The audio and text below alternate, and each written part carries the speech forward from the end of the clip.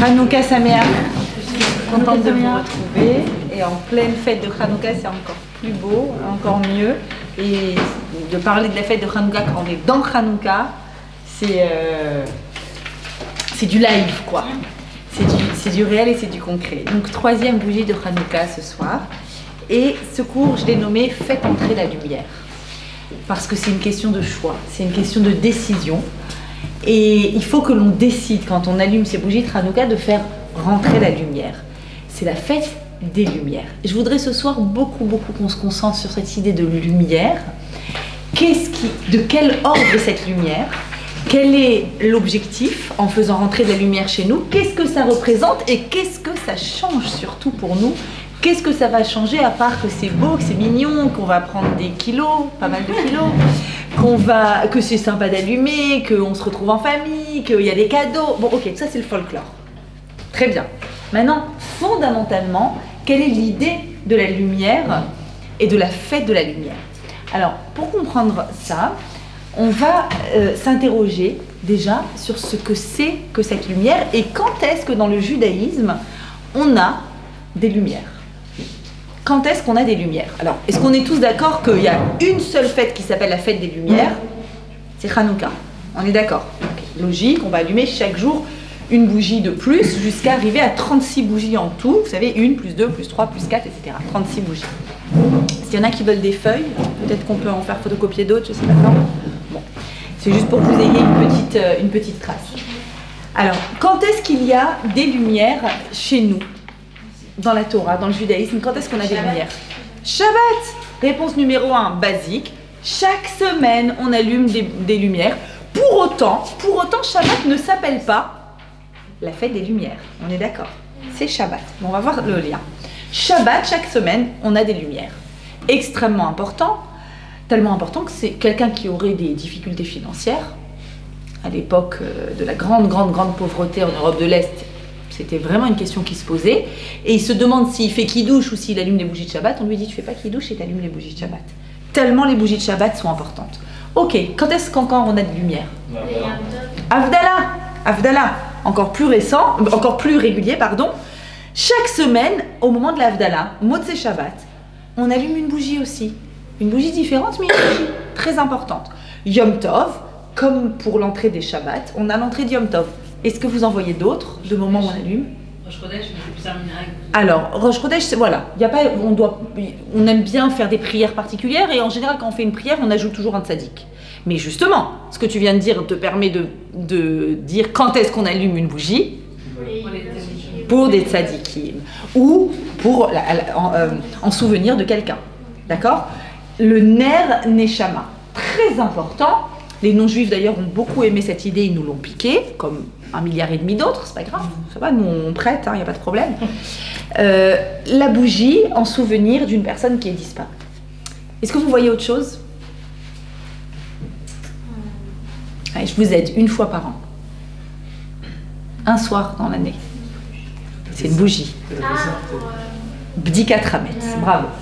Bdikat Hametz, très bizarre hein, cette idée de Bdikat Hametz, parce que franchement, je peux prendre ma lampe torche, elle marche bien la lampe torche du portable, je prends ma lampe torche, t'as envie que je cherche 1 gramme de pain dans un coin que soi-disant j'aurais oublié alors que ça fait 2 mois que je me tords les mains à la javel avec un cure-dent à passer dans chaque rainure, mon œil que j'ai oublié, mais c'est pas grave, disons que j'ai oublié une miette dans un coin, Bapinot ou Basdakim c'est écrit, dans les coins et les recoins, et on te dit, c'est quoi?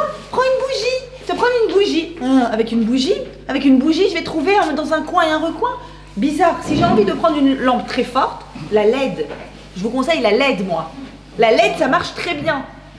Si je veux éclairer ma maison, ça s'appelle faites entrer la lumière, mettez des LED. En plus, c'est hyper économique.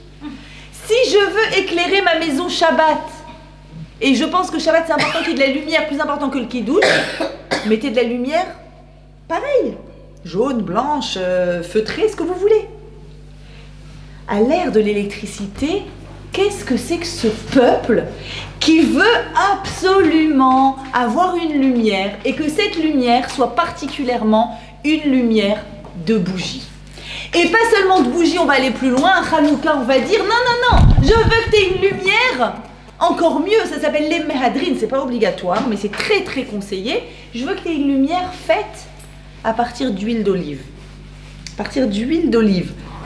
L'huile d'olive crée une lumière d'une autre qualité.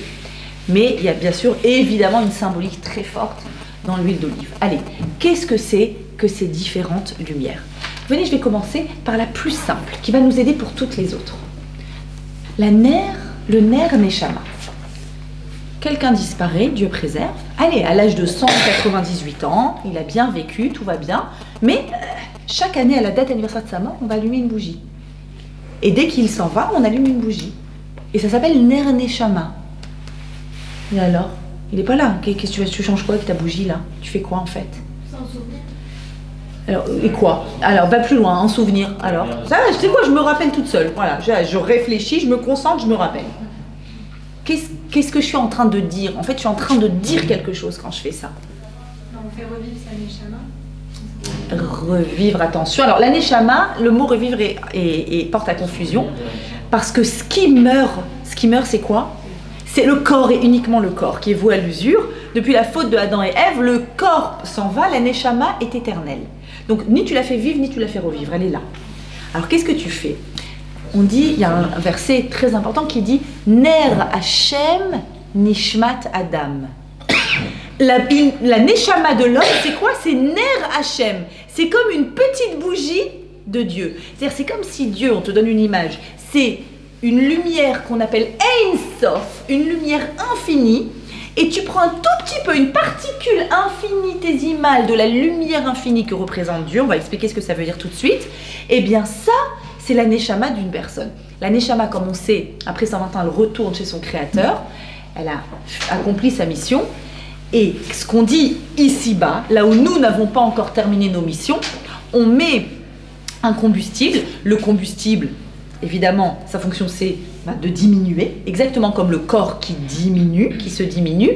Et la lumière va représenter la lumière unique et singulière de chaque personne sur Terre. Et on est en train de dire qu'une personne, quand elle est partie, elle laisse derrière elle une lumière. C'est-à-dire que son corps peut s'en aller, mais l'impact lumineux d'une personne sur ce monde est encore là.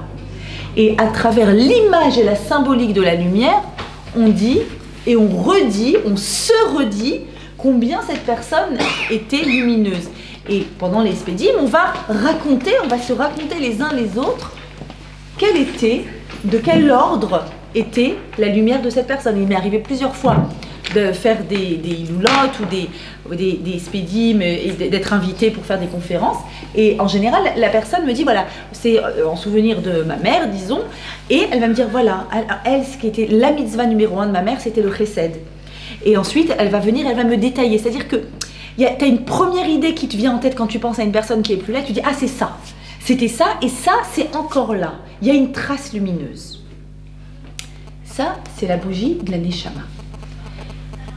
Et de la même façon qu'une personne laisse une lumière, un combustible, les combustibles laissent également une lumière, produisent une lumière. Passons à Shabbat. Shabbat, on doit allumer des bougies. Pourquoi? Dites-moi.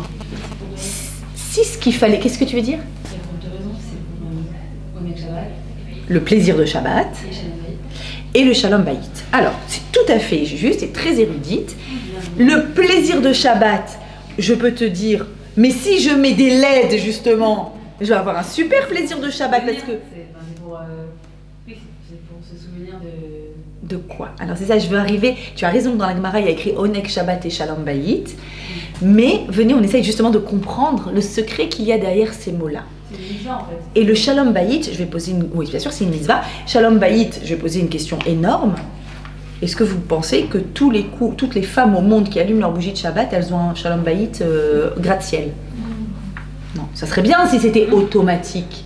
Hein, je vendrais cette potion magique automatiquement, je serais très riche. Tu allumes tes bougies de Shabbat, tu n'as plus de problème de Shalom Bayit. C'est pour ça qu'il faut qu'on comprenne ce que ça signifie profondément, cette idée-là. Maintenant, ce qui est vrai, c'est qu'au moment où j'allume les bougies de Shabbat, c'est le top, c'est Shabbat.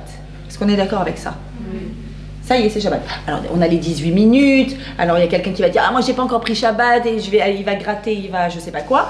Mais une personne qui allume les bougies de Shabbat, c'est top départ, c'est Shabbat. On est d'accord. Est-ce que vous êtes d'accord avec moi que si j'avais eu envie de faire un top départ, c'est Shabbat, interdiction de faire des travaux interdits Shabbat, beaucoup plus impressionnant que des bougies. Vous savez ce que j'aurais fait, moi? Si c'était moi qui avais instauré, mais c'est pas moi. Qu'est-ce que j'aurais instauré? Parce que, moi, je vais vous le dire d'expérience. Hein. Ok, grâce à Dieu, j'ai 6 enfants. Et quand j'allume mes bougies de Shabbat, juste avant, je crie très fort dans la maison, parce qu'on a un étage au-dessus. Hein. Les enfants, c'est Shabbat, on touche plus à rien. Et j'espère qu'ils entendent. Alors, moi, ce que j'aurais instauré, c'est un bon souffle dans le chauffard. Vous voyez l'ambiance? Genre tout. Bon, il aurait fallu que je m'entraîne un peu. Mais là, du coup, partout, ils sont dit, c'est bon, c'est Shabbat. Oh, ma belle, ça fait plaisir de te voir. Eh bien, c'est pas le chauffard. C'est pas le chauffard qui me donne le top départ de Shabbat, c'est des bougies. C'est des bougies. C'est des bougies qui sont censées amener un bien-être, qui sont censées amener une sérénité. Comment? Alors, la Gemara, ce qu'elle va dire, c'est très intéressant. Elle va dire, oui, ça va amener le shalom, parce que imaginons que monsieur Lévy est parti à la synagogue. Ah non, l'heure de la synagogue, c'est pile l'heure de l'entrée Shabbat, c'est pile l'heure où le soleil se couche. Donc, il va partir à la synagogue. Il revient de la synagogue. Imagine, la Gemara parle à une époque où on n'a pas d'électricité. Imagine, il revient de la syna, et toi, tu as oublié d'allumer tes bougies de Shabbat. Donc, résultat, qu'est-ce qu'il fait? Il fait noir. Allez, je vous le fais en version actuelle, EDF est en grève. Il fait noir alors que c'est vendredi soir. Et là, il rentre, dit la Gemara, et peut-être que, allez, les enfants, ils ont joué au Lego, il y a des Lego par terre, il les voit pas, il fait noir. Schéma, peut-être qu'il va avancer et il va tomber sur une embûche. Peut-être qu'il y aura une embûche sur sa route, il va tomber. Et du coup, sens littéral de la Gemara, si je la lis littéralement, ce qu'il faut évidemment pas faire, surtout pas. Si je la lis littéralement, je dis ah, il est tombé, il va dire oh là là, t'aurais pas pu faire attention et dire au petit de ramasser les Legos et bim, on s'embrouille. Ah là là, pile à l'entrée de Shabbat. Vous connaissez quand le Satan, il a l'autorisation de nous mettre les meilleures embrouilles à l'entrée de Shabbat. Évidemment, on ne va pas lire ça au sens propre, parce que si moi je le lis au sens propre, je réponds à mon mari au sens propre, bah tu sais quoi, ramasse. Ah, ça t'embête les Legos? Bah tu ramasses. Voilà, 2 bras, 2 jambes, c'est fait pour ça. Ah, la féministe. Bon, et donc, c'est pas ça. C'est pas ça le sens. Le sens, c'est quoi? C'est le sens que l'épreuve, l'exil de Hanouka va nous aider à le comprendre. L'exil de Hanouka s'appelle, dans le langage des secrets de la Torah, Rocher, l'obscurité. C'est le monde obscur de Yavan, la Grèce qui correspond à l'Occident actuel, qui vient et qui nous obscurcit nos yeux. On va expliquer pourquoi ça nous obscurcit nos yeux, alors qu'apparemment, le monde occidental a quand même grandement apporté beaucoup de progrès à tous les niveaux, et encore plus, je veux dire, au niveau des sciences. Et donc, comment pouvons-nous parler d'un regard qui est obscurci? Mais ici, la Gemara, je reviens à ma Gemara, qui dit qu'il fait sombre dans cette pièce et qu'une personne peut avancer et trébucher sur une embûche. Elle veut me dire quoi sur ces bougies de Shabbat?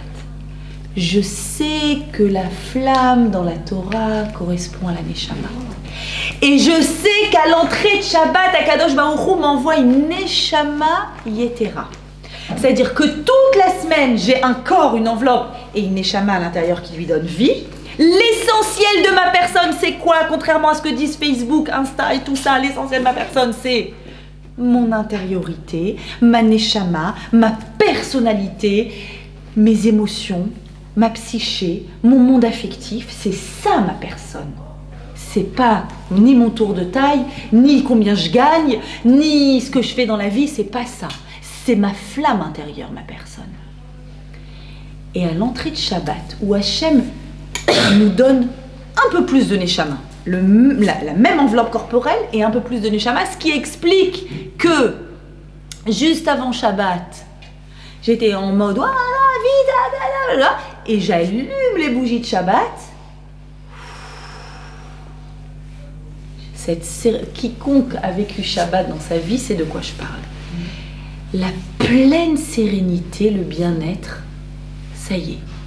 J'arrête de vouloir transformer le monde autour de moi. Je vais juste profiter de ce qui existe maintenant. Et la première des choses qui existent, c'est moi.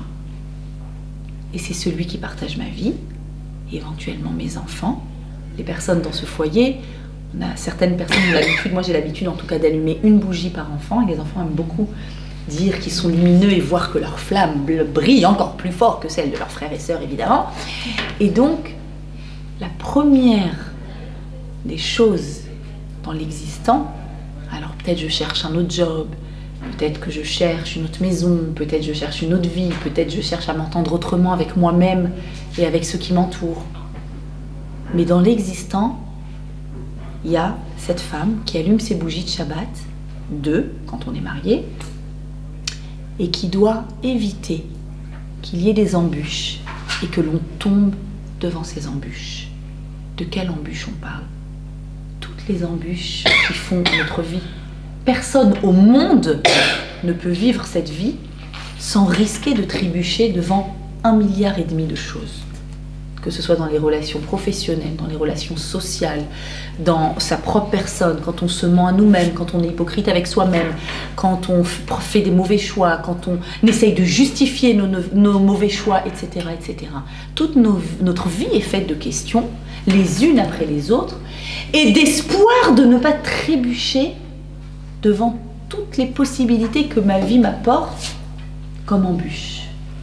Comment en allumant une bougie, je peux éviter de trébucher? Eh bien, c'est la bougie de Pessah qui va m'aider à comprendre. J'allume une bougie une fois par an, la veille de Pessah, à ce moment-là précis où justement, il ne faut plus qu'il y ait de Hametz. Le Hametz, c'est ce qui fermente. C'est ce qui grossit quand juste tu le laisses poser. Tu n'as rien fait. Juste à laisser poser une situation, un mot de travers, un regard de travers, quelque chose, tu t'en es pas occupé et ça fermente. Je vais le dire autrement, ça tourne au vinaigre. Pourquoi je dis comme ça? Parce que la Gemara nous raconte une histoire, la fille de Rabbi Hanina ben Dosa vient le voir 3 minutes avant Shabbat, elle dit papa c'est la kata. C'est la kata, au lieu d'acheter de l'huile pour allumer mes bougies de Shabbat, j'ai acheté du vinaigre et le vinaigre c'est bien connu, ça peut pas brûler. Et son père lui dit c'est incroyable. Ma fille, Biti, alors qu'est-ce qui se passe? Tu prends ton vinaigre et tu l'allumes. Celui qui a donné l'ordre à l'huile de brûler donnera l'ordre au vinaigre de brûler. Quoi, comme ça, Rabbi Hanina, tu te permets de faire des miracles? Il y a écrit qu'on n'a pas le droit de déranger Dieu pour des choses aussi futiles. Dieu, il a créé des systèmes d'équations qui régissent ce monde, des molécules chimiques, tout le système que Dieu a mis en place et qui régit ce monde. T'as pas le droit de venir et de dire stop. Allez, moi je suis un grand saint, à partir de maintenant le vinaigre il va brûler. Pour ma fille, non. C'est quoi cette histoire? Elle est en train de lui dire papa, ma vie de couple a tourné au vinaigre. Du vin qui devient aigre quand il a mal tourné. Est-ce que c'est rattrapable, papa? Est-ce que c'est rattrapable quand il y a quelque chose dans ma vie qui tourne au vinaigre? Est-ce que je peux ramener de la lumière? Et son père lui dit, si tu te connectes avec en haut, tu peux tout. Si ton désir, c'est pas un désir égoïste, c'est pas un désir d'écraser l'autre, si ton désir c'est de mettre Hachem au milieu de vous, tu peux tout. Parce que c'est lui qui a dit aux molécules d'huile de brûler. Donc il peut très bien dire aux molécules de ta vie qui va tourner au vinaigre de se réparer. Mais pour ça, c'est toi qui dois faire l'acte d'allumer. C'est toi qui fais ce premier acte. Comme les Hashmonaïm qui ont trouvé cette huile qui ne devait durer qu'15 jours, et ils auraient très bien pu se dire, bah on l'allume pas, ça dure 15 jours, ça sert à rien d'allumer une huile qui dure 15 jours, parce que de toute façon la nouvelle huile on l'aura que dans 8 jours, il faut 8 jours pour préparer une nouvelle huile, donc à quoi ça sert d'allumer une huile qui va durer que 1 jour, de toute façon après elle va s'éteindre. Non, toi tu fais ce que tu as à faire, et après le bon Dieu il s'occupe du reste. Les bougies de Shabbat sont ces bougies-là qui me permettent de faire en sorte qu'il n'y ait pas de chametz, de fermentation qui rentre dans ma vie. De faire en sorte que la lumière de la personne qui partage ma vie, et je sais que je parle ici à beaucoup de célibataires, et c'est fondamental ce que je suis en train de vous expliquer sur les choix que vous avez à faire dans les années dans lesquelles vous êtes. Je sais que ce qui explique beaucoup le fait que les jeunes ont de plus en plus de mal à s'engager et que leur période de copinage dure très longtemps, c'est qu'ils voient leurs aînés et qu'ils voient les statistiques et qu'ils se disent « je préfère assurer mes arrières ». Je vais pas foncer la tête la première et après, vas-y, tu te retrouves et les avocats et les trucs et la souffrance et un bébé au milieu, etc. Dans le secret de Shabbat, il y a tout. Il y a tout. Tu veux pas qu'il y ait du chametz, tu veux pas qu'il y ait de la fermentation, tu veux pas que ça tourne au vinaigre. Tu veux pas que les embûches classiques sur lesquelles tout le monde tombe, tu gagnes pas assez d'argent, tu dois rentrer plus tôt, tu t'occupes pas assez des enfants, dans un sens et dans l'autre. Je comprends pas, tu t'intéresses à ça et tu t'intéresses pas à moi et tu t'intéresses pas à nous. C'est les phrases les plus classiques et les plus communes que nous entendons. Les plus communes. La vraie question ici, c'est la question de la flamme intérieure. La personne qu'on choisit au moment où on l'a choisit parce qu'on doit voir, être capable de voir l'intériorité de cette personne. Je dis bien l'intériorité. Je dis pas que l'extérieur n'a aucune importance, mais je dis que l'essentiel d'un individu, c'est son intériorité. Ses midotes, sa psyché, ce qu'il est, ses réactions, sa façon de réagir à la vie, qui est unique chez chaque individu. Une attitude chez l'un, un événement peut faire pleurer l'un et peut faire rire l'autre et peut ennuyer quelqu'un d'autre, etc., etc. Et peut mettre en colère une quatrième personne. Nos attitudes sont propres à chacun d'entre nous en fonction de la lumière qu'Akadosh Baruch Hu a mis en nous. Allumer les bougies chaque vendredi soir, c'est essayer de se rappeler qui est vraiment la personne qui partage ma vie. Qui elle est vraiment. Derrière les embûches, derrière le souci de Parnassa par exemple, derrière des problématiques qui sont venues, les unes après les autres peut-être, des questions, des petites embrouilles. Derrière tout ça, est-ce que je sais me rappeler qui est cette personne? Pourquoi je disais il y a 1 an, 5 ans, 10 ans, 20 ans? Tu sais, il y a tout le monde et il y a lui. Il est lumineux. Tu te rappelles quand tu disais ça? Ok. Cette lumière-là, de la même façon que la lumière de Hanouka, elle va en grandissant, 1, 2, 3, 4, Ma'alim Bakodesh, dans ta vie, tu dois être capable de grandir la lumière de l'autre, c'est-à-dire de voir encore et encore et encore ce qu'il y a de particulier, d'authentique, de vrai, de singulier chez l'autre. Tu dois tout le temps être capable de voir ça. Comprenez-moi, ce que je suis en train de vous dire, c'est un exercice très difficile. Parce que la clipa, l'écorce extérieure prend toujours le dessus. Pourquoi? Parce que c'est ce qui est visible immédiatement. C'est ça qu'on voit immédiatement. Il a grossi, elle a grossi, il gagne temps, elle fait ceci, elle est absente, il est présent, il n'est pas là. C'est ça qu'on voit en premier. Et derrière toutes les situations de vie se cache une intériorité. Pourquoi à Hanouka on me dit « Essaye d'allumer avec de l'huile d'olive ». Essaye. Pourquoi on me dit ça? Parce que l'olive représente exactement cette idée-là de pnimiyut, d'intériorité. Pourquoi? L'olive, quand je la vois, c'est un fruit qui pousse. Je peux le cueillir, le goûter, c'est bon. Des olives, de bonnes olives sur la pizza, délicieux. Maintenant, je peux être un peu plus intelligente et savoir que si je prends les olives, que j'enlève le noyau et que je les concasse, mais alors va falloir les concasser beaucoup, fortement appuyé, très fort, je vais avoir de la chance si je prends un récipient, je vais récolter de l'huile. Tiens, à l'intérieur de ce fruit, il y a une particularité que je trouve pas chez la pomme, ni chez l'ananas, ni chez la poire. Il y a de l'huile. Et cette huile-là, une fois que je l'ai, si je suis pas très intelligente, je vais la prendre et je vais faire une huile de massage. Ou bien une huile d'assaisonnement de salade. Mais c'est dommage. Ah, c'est dommage, t'es pas au courant qu'en fait, l'huile, quand on met une mèche dedans, eh ben, il y a une flamme. C'est dommage parce que tu peux l'utiliser pour une utilisation extérieure alors qu'il y a un secret intérieur dans ce produit-là. Il y a un secret intérieur. L'huile représente l'intériorité des choses, la pnimiut, ce qu'on appelle la pnimiut des choses. Et toute l'idée de l'allumage, c'est l'idée de retourner à l'essentiel, de retourner à une lumière intérieure, de ne pas se laisser aveugler par des images extérieures, par finalement ce que nos yeux nous envoient comme premières informations et qui, on dit bien le poids des mots, mais le choc des photos. Les photos, c'est un choc, d'accord? C'est-à-dire, waouh, tout de suite, oh, il est beau, oh, elle est belle, oh, cette fringue, elle est trop belle, ah, mes yeux vont goûter, mes yeux vont se régaler, mes yeux vont m'envoyer des informations, mes yeux vont me dire des choses. Et en fait, je peux passer à côté de l'essentiel, qui est l'intériorité. La lumière va représenter ça. La lumière de Havdalah, on n'en a pas encore parlé.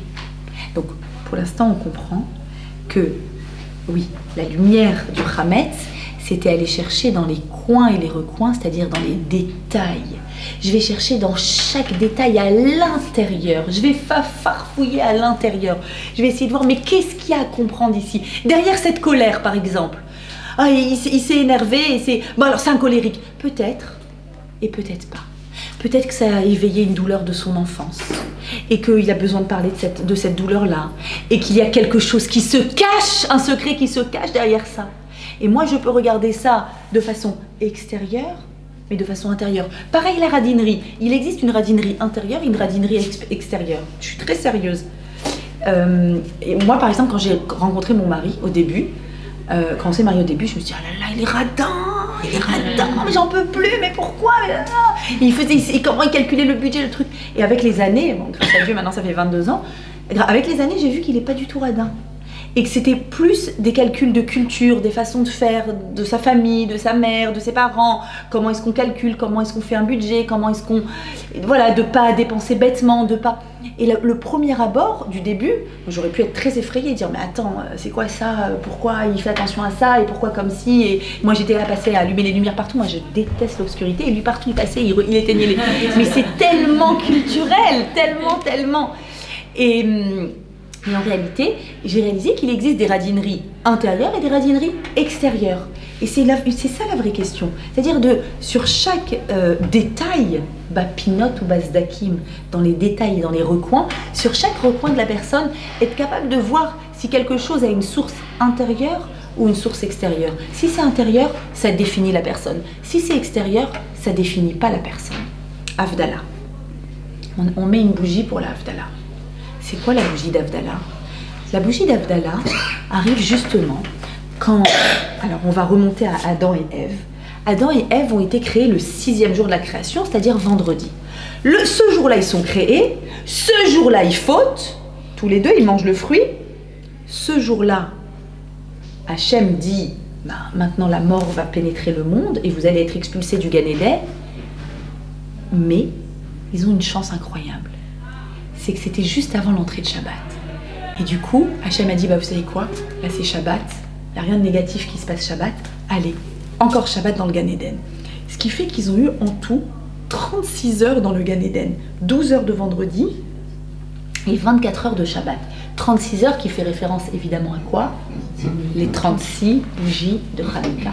Et un Motzei Shabbat, là, c'est exactement ce qui nous arrive chaque Motzei Shabbat, la Rama. T'as beau essayer de mettre la musique à fond, de te motiver, allez on sort avec des amis, machin, mais non, t'as ce truc-là de Motzei Shabbat, ça y est. Quand on a le bonheur de faire Shabbat, Motzei Shabbat, du coup, t'as le Et voilà, le seum, la rama, je sais pas, dans les autres langues, comment ça se dit. Et alors, qu'est-ce qui s'est passé? En fait, Motzei Shabbat, c'est le moment où Adam et Ève ont quitté le Gan Eden, et il a eu tellement le seum, justement, Adam. Je me demande ce qui se dit quand il m'entend dire ça. Et du coup, qu'est-ce qu'il a fait? Disent les Chachamim, il a pris 2 pierres. Il les a frottées l'une contre l'autre, et hop, il a créé Boré Meoré Haesh. Il a créé la première lumière, il a dit c'est pas possible. Dans un monde d'obscurité, il faut qu'on mette de la lumière. Et un peu de lumière, ça repousse beaucoup d'obscurité. C'est la lumière de la Havdalah. Havdalah, ça veut dire le discernement. Le discernement. Est-ce que tu sais voir à l'intérieur? Est-ce que tu sais discerner ce qui est intérieur de ce qui est extérieur? Chaque matin quand on se lève, dans les brachot du matin, on dit Hanoten la servi bina, les hafrin ben yom ou ben laïla. Tu nous donnes l'intelligence de faire le discernement entre le jour et la nuit. Waouh, bravo! T'as vu que c'était le jour. Et c'est pas si simple. C'est pas si simple de voir que c'est le jour quand c'est le jour et de voir que c'est la nuit quand c'est la nuit. La preuve, quand une fille, elle vient et elle me dit « Ça fait 5 ans que je suis avec un pervers narcissique et j'ai rien vu venir. » Alors pourquoi t'as pas vu? Pourquoi tu vois pas? Pourquoi tu vois pas que ce job, il est pas bon pour toi? Et que cette collègue, elle est en train de t'écraser? Et pourquoi tu vois pas que de faire la tête à ta sœur et à ta mère depuis si longtemps, ça te pourrit la vie de l'intérieur? Et tu dis « Non, c'est comme ça, il faut que je tienne, il faut que ça, je vais leur montrer. » Pourquoi tu vois pas le discernement, la Havdalah, être capable, quand c'est sombre, de créer de la lumière? Cette lumière de Hanouka, c'est une lumière spéciale. Quand on l'a allumée, on a dit, on n'a pas le droit de l'utiliser. On n'a pas le droit de l'utiliser.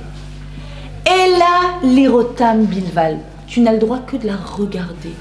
Vous vous rendez compte ce qu'on est en train de dire? Une lumière qu'on regarde. Cette lumière, quand tu la regardes, c'est pour te dire, c'est pas une lumière utile. Et la plupart du temps, dans notre vie, on vit un rapport utilitaire avec ce qui nous entoure. Même nos proches. Ma sœur, elle me sert à ça, alors on va pas le dire comme ça, mais elle a le permis et puis elle me dépose. Et ma mère, elle me fait des bons plats et puis je lui dépose mon linge sale. Et puis, et mon mari me sert à ceci. Et la plupart du temps, quand on s'oublie, on a un rapport utilitaire avec les personnes de notre entourage. Et là, la Torah, elle vient, elle te dit, est-ce que tu te rappelles que chez chaque personne, il y a une lumière? Est-ce que tu sais que cette lumière, elle n'a rien à voir avec la lumière classique du soleil qui a été créée le 4e jour? Elle a à voir avec la lumière du premier jour de la création, Yehi Or, la lumière infinie de Dieu. Cette lumière-là. Et cette lumière, c'est une lumière qui te permet de ne pas avoir un rapport utilitaire avec ceux qui sont autour de toi. C'est-à-dire que dès que je revois ceux qui sont autour de moi comme étant des personnes porteurs d'une flamme d'Hachem, je ne peux plus me permettre d'écraser, de dire du lachon hara, d'utiliser, d'être malveillant. Allez, on ne va pas aller jusque-là. On ne va pas aller jusque-là. Juste, je vais parler d'une notion qui m'a beaucoup fait réfléchir cette semaine, c'est pour ça que je vais en parler, et dans laquelle je pense qu'on a tous beaucoup de manquements. La capacité de vraiment, mais je dis bien de vraiment, s'intéresser à l'autre. S'intéresser à l'autre. Pas le classique. Ah, salut, ça va? Ça va? Ouais, c'est bon? Ok. Ouais, c'est bon. Ouais, super, top, à bientôt. Hein. Ça, c'est classique. C'est classique, c'est correct. Je l'ai salué, je ne lui fais pas la tête.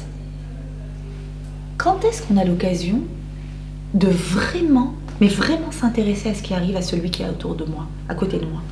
Quand je vais à la fête de quelqu'un m'invite à une fête, est-ce que je suis là parce que c'est une soirée sympa et que je vais voir mes copines, mes copains, ou bien de mondanité parce que c'est correct, il faut y aller, c'est la famille, c'est la belle-sœur, je ne peux pas ne pas y aller? Ou bien est-ce que quand j'y vais, et je vous dis ça parce que j'ai assisté à une fête familiale il n'y a pas longtemps, qui m'a bouleversée et qui m'a fait réfléchir, beaucoup, à cette idée-là de s'intéresser à l'autre, mais vraiment, comment tu vas? Est-ce que tu es content de ta fête? Est-ce qu'elle est comme tu veux? Comment est-ce que je peux participer à ta joie? Ou bien est-ce que je fais des compliments? Mais des vrais compliments. Ah, trop sympa ta robe. Non, un vrai compliment. T'as l'air radieuse, t'as l'air heureuse, t'as l'air heureux. Je suis tellement content que ce soit ça qui t'arrive ceci. Ah, mais attends, quand il arrive quelque chose de bien à l'autre, moi en général je me pose la question, mais pourquoi lui et pas moi?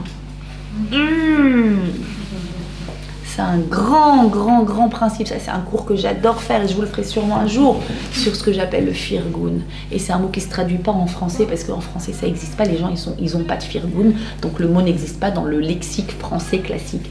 C'est un mot qui vient du yiddish, hébreu yiddish, les fargen. Les fargen, c'est vivre un profond bonheur quand il arrive quelque chose de bien à quelqu'un d'autre. mais un vrai bonheur. Je suis heureuse qu'Akadosh Baruch Hu lui ait envoyé un bébé, un mari, un appart, un job, quelque chose. Mais vraiment, je suis heureuse. Parce que je sais que si l'autre a reçu, il ne l'a pas pris sur mon compte. Parce que je sais que chacun a une flamme. Et parce que je sais aussi que quand je m'intéresse vraiment à l'autre, Hachem m'a donné un pouvoir incroyable, incroyable, en positif comme en négatif. Si je m'intéresse vraiment à l'autre, vous savez ce qui se passe? C'est magique. Comme moi, Hachem m'a mis une lumière, et qu'Hachem a mis une lumière dans l'autre, j'ai la possibilité, quand je m'intéresse vraiment à l'autre, avec ma lumière, d'intensifier la sienne. C'est magique, la sienne est plus intense, la mienne est plus intense. Pourquoi elle est plus intense, la mienne? La sienne, on comprend bien, j'ai manifesté de la joie. La mienne est plus intense parce qu'à ce moment-là, j'ai existé vraiment. C'est pas ma partie corporelle qui a existé, c'est pas ma jalousie, c'est pas mon ego. C'est mon essence qui a existé. Et du coup, ma lumière, c'est ce vœu plus intense. Et malheureusement, en négatif aussi, on a la même force et on le sait. Quand il y a des embrouilles, des vraies embrouilles, et qu'on se parle plus, et que je veux plus la voir, et que je veux plus le voir, et que c'est terrible, qu'est-ce qui s'est passé? Hachem me donne la même force. Je suis capable, avec un mot assassin, paf, de faire beaucoup de mal. Beaucoup, beaucoup, beaucoup de mal. Et c'est pour ça que vous allez comprendre maintenant la phrase que je vous ai mise en bleu ici. C'est un des rares endroits dans la Torah, chez les Chachamim, où on parle du Or Haganouz, de la lumière réservée. C'est quoi la lumière réservée? La lumière du premier jour de la création, la lumière de Hanouka qu'on allume. Le Or Haganouz, la lumière réservée, dit le texte, pour chaque instant, écoutez, regardez, c'est splendide, Akol Rega Verega, pour chaque seconde, milliseconde, chez Adam Chosem et Piv, où un homme a la force de mettre un bouchon dans sa bouche pour bloquer une phrase assassine qui te sort, qui est là. Je vais lui dire, elle va comprendre. Je vais lui faire, il va arrêter. J'ai de quoi. Pour chaque seconde, Zoré les Or Haganouz, il mérite, la personne mérite quoi? Le Or Haganouz, la lumière réservée. Écoutez ce qu'il y a écrit. Chaque mot est incroyable ici. Pour laquelle il n'y a aucun ange de Dieu, ange céleste, et aucune créature céleste qui ne peut se représenter l'intensité de cette lumière. C'est-à-dire que ma lumière intérieure, j'ai la possibilité de l'intensifier énormément aussi, si je résiste à l'envie extraordinaire de pouvoir diminuer l'intensité lumineuse de l'autre. Vous me suivez? Les bougies de Hanouka, c'est quoi? Maintenant que j'ai compris, ok, on a tous une lumière. Hachem nous a tous fait avec une lumière. Cette lumière, c'est un variateur d'intensité, ça augmente, ça diminue. Chaque semaine, il a donné le rôle difficile et merveilleux à la femme juive de raviver la flamme et de retrouver les particularités de moi et de lui pour éviter les embûches de la vie. Et pour se rappeler de qui je suis et de qui l'autre est et de qui sont mes enfants, bien sûr, c'est à tous les niveaux. Arrive la fête de Hanouka. Et une fois par an, Akadosh Baruch Hu me donne cette mitzvah merveilleuse d'allumer ces bougies par foyer, par maison. Chaque maison, et même quand j'étais ashkénaze, que j'avais le bonheur d'être ashkénaze avant de me convertir et de devenir séfarade, bon, j'ai gagné que je suis devenue sympa, quand même, donc j'ai pas tout perdu, mais bon, j'ai perdu la bracha sur la Hanoukia. Avant, je faisais la bracha, j'étais une petite fille, je faisais la bracha sur la Hanoukia. Parce que chez les ashkénazim, chaque personne, chaque individu a sa Hanoukia, et par là, il spécifie la lumière de chacun. Et bon, d'après les Sfaradim, on dit évidemment que chacun a sa lumière, mais venez, on va regrouper toutes nos forces, toutes nos lumières dans une Hanoukia centrale. Cette Hanoukia, Hachem vient et me dit, regarde, tu vas l'allumer où? À la frontière. Quelle frontière? La frontière entre l'intérieur et l'extérieur. Ta maison, c'est l'intérieur. C'est là où tu es toi, c'est là où tu es vrai. Tu joues pas de rôle chez toi. Aucun rôle social. À la frontière de ta maison, soit la frontière dans la porte, soit la frontière fenêtre, le passage entre l'intérieur et l'extérieur, tu vas allumer. Mais attention, tu vas allumer où? À l'intérieur. C'est dans ta maison, Yereshut Hayachid. Chez toi, à la maison, tu vas allumer. Quand tu vas allumer, tu vas te rappeler. Nous sommes lumineux. Et on a une capacité d'intensifier cette lumière. 1, puis 2, puis 3, puis 4. On a une force infinie. Tant qu'on est sur cette terre, on a une force incroyable d'augmenter la lumière qu'il y a dans ce monde à travers tout ce que nous faisons.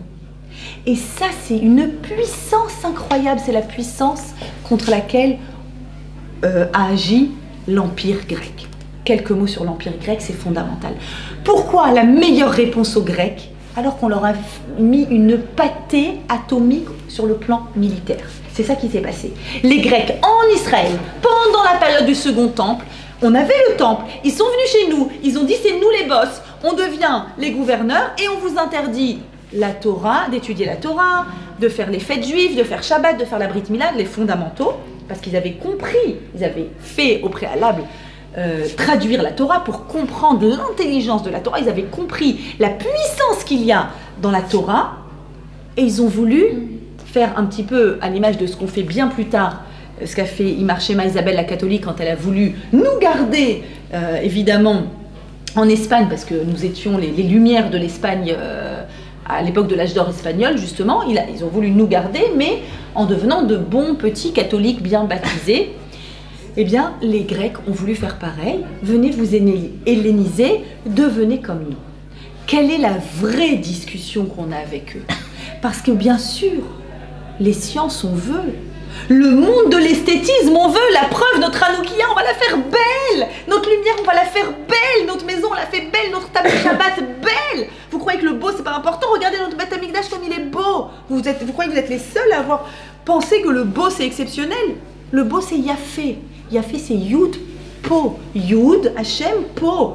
C'est mettre du divin dans ce monde, le beau. Alors, c'est quoi notre discussion, finalement? Ah, elle est fondamentale, la discussion. La discussion, c'est que, pour la Grèce, il faut absolument comprendre ce monde, d'accord? Faire de la recherche, des sciences, etc. Pourquoi? Pour le dominer. Pour dominer ce monde. Pourquoi? Eh bien, pour la pensée grecque, le monde, évidemment, va impacter l'homme. Et nous allons venir et nous allons dire, non, c'est pas le monde qui impacte l'homme, c'est l'homme qui impacte le monde. Et donc nous, on va essayer de comprendre le monde, mais pas pour le dominer, pour se dominer, parce que c'est l'homme qui laisse une trace dans ce monde et qui l'impacte. La Grèce, Yavan, en valeur numérique, c'est pareil que Galgal. Galgal, c'est une roue. En 2 mots, ce que les Grecs viennent dire, ce monde, il fonctionne en roue libre. Ce qui a existé, c'est ce qui existera. Et ta vie, c'est une roue qui tourne. Tu as eu une vie compliquée, pourrie, tu as vécu des violences, et ben dans ta vie, il y aura de la violence, quoi. C'est comme ça. En fait, tu es soumis à ce monde et ce monde t'impacte. Et nous, on arrive avec notre liberté incroyable et on dit non. Ce monde n'a pas le dernier mot. C'est moi qui impacte le monde parce que je suis libre de mes mouvements. Et même s'il y a une roue qui tourne, nous, on croit dans les miracles et dans la capacité qu'on a à rentrer à l'intérieur de ces règles-là.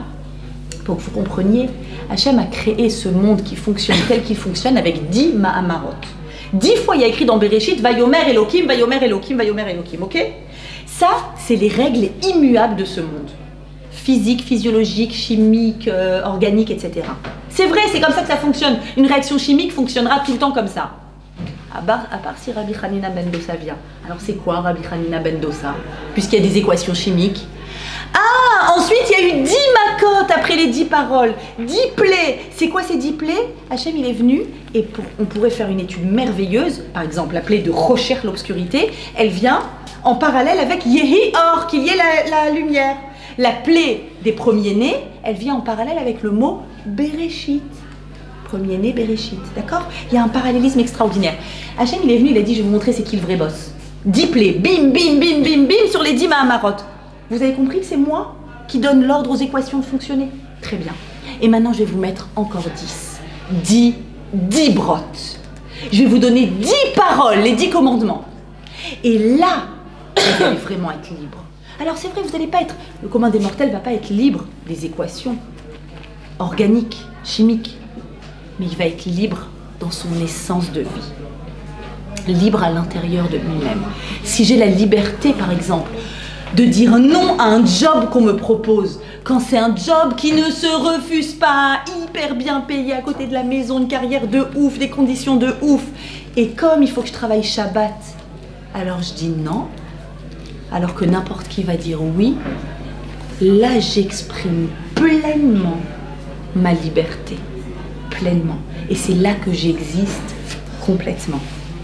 Alors, c'est l'homme qui impacte le monde, c'est l'homme qui laisse une trace dans le monde et c'est l'homme qui a cette capacité d'intensité lumineuse, de capacité à laisser une lumière chez quelqu'un, chez l'autre, une lumière chez soi et à dire que en allumant ces bougies de Hanouka, notre maison, ça devient une candidate, une bonne candidate à la pénétration d'Hachem dans cette maison pour y faire des miracles et pour vivre dans la proximité. Toutes les lumières sont synonymes de proximité. À chaque fois qu'il y a une lumière, pourquoi on fait un dîner aux chandelles? Pourquoi on fait un dîner aux chandelles? La chandelle, c'est justement la proximité. Une proximité avec Hachem, une proximité avec son conjoint, une proximité avec les personnes de sa famille, avec toutes les personnes qui vivent sous ce toit à Hanouka. Et Hanouka, c'est le moment de la proximité par excellence. C'est le moment où on doit vivre ces soirées-là ensemble. C'est pour ça que je suis venue ce soir ici et que mes enfants m'ont dit « Maman, Hanouka, si tu parles !» Il faut que j'aille me faire pardonner vite, vite, vite. Parce que c'est vraiment le moment où on va jouer avec nos enfants et on va essayer de se souvenir qu'est-ce que chacun a de lumineux, qu'est-ce que chacun a de tellement, tellement particulier. Un dernier mot pour que vous compreniez l'importance de la proximité par rapport à Hanouka, d'être proches les uns des autres. C'est vrai que c'est pas Kippour, mais c'est vraiment le moment de voir les lumières les uns des autres. Dans cette semaine, dans la paracha de la semaine, on va lire Miketz, donc la fin de cette période obscure pour Yosef où il était en prison. Et Yosef retrouve ses frères qui arrivent.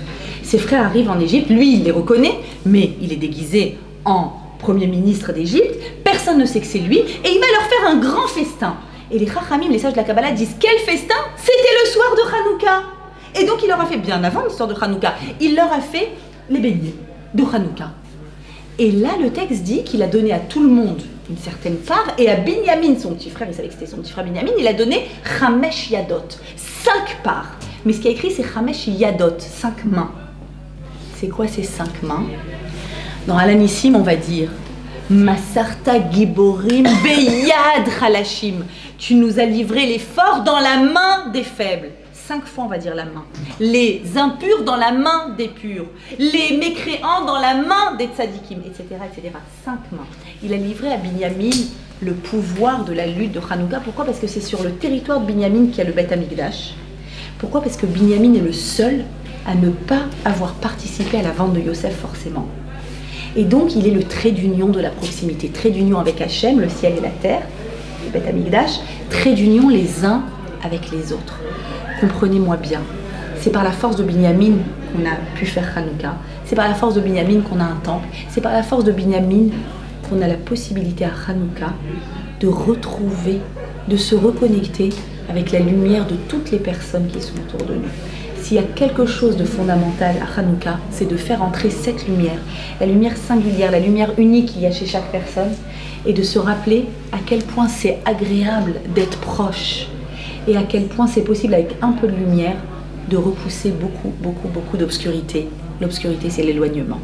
Je vous souhaite une fête de Hanouka lumineuse, avec de la proximité, ici entre vous, à l'extérieur, dans vos maisons. Et si Dieu veut, je vous souhaite vraiment d'avoir le discernement et l'intelligence de trouver votre mazal et de voir son intériorité, de voir qu'est-ce qui est extérieur et qu'est-ce qui est intérieur, et de pouvoir passer sous la roupa en invitant un Kadosh Baruch Hu à venir dans votre foyer.